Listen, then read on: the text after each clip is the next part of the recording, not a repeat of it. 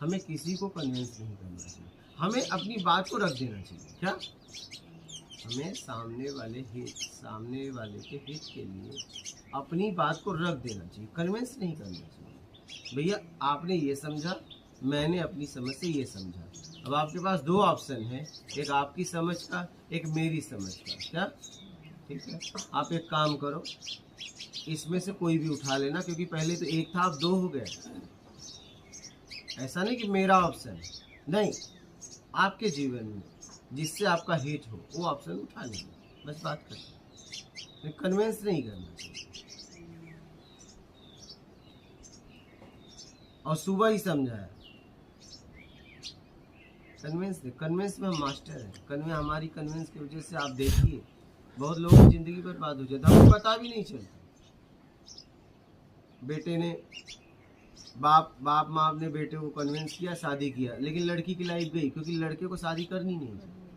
रोटी बनाने के लिए एक औरत की जिंदगी बर्बाद कर देते हैं।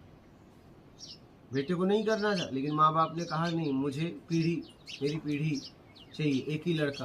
अब लड़के को नहीं करना है, अब नहीं करना है। जब करना ही नहीं था तो वो उसके साथ रह ही नहीं पाएगा, मानसिक तो नहीं रहेगा, आप मेरी बात, आत्मिक तो नहीं रहेगा, तो उसे करना ही नहीं था।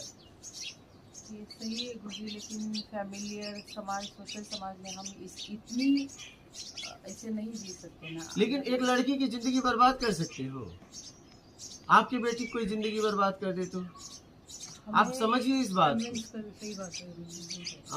आपकी बेटी की जिंदगी ऐसे बर्बाद कर, एक लड़की आ रही उसकी लाइफ बर्बाद कर, आपका लड़का उसके साथ नहीं रहना चाह रहा, अपने वंश के चक्कर में आप एक व्यक्ति की जिंदगी बर्बाद कर दोगे।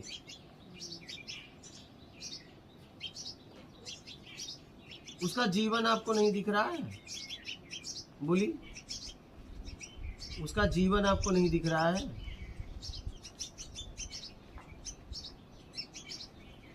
ऐसा कितना होता होगा, आपने देखा भी होगा, नहीं? आपने देखा भी होगा। अरे भाई, शादी विवाह तो तब हो जब दोनों की मर्जी हो। थोप क्यों रहे हो भाई? उसकी इच्छा होगी तो करेगा, नहीं तो नहीं करेगा। आप सिर्फ अपने वंश के चक्कर में एक लड़की की जिंदगी बर्बाद कर दी। वो आ रही नौकरानी की तरह, तुम्हारे घर वालों को भोजन बना के दे रही है और बच्चे पैदा करके दे रही है, तुम्हारा वंश, तो उसकी लाइफ गई, क्योंकि उसका पति आत्मिक उसके साथ कभी जिया ही नहीं। तो घर में जो सास होती है ये भी यही चाहती है कि मेरे पास कोई आए काम करने के लिए।